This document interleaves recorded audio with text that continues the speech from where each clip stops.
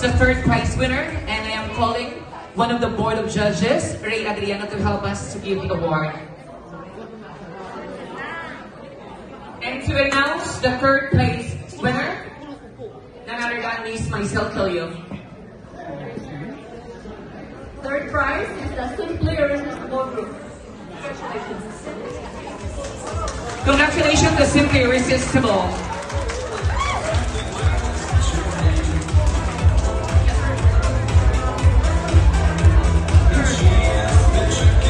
The prize will be handed by one of the board of judges, and other than Ray Adriano.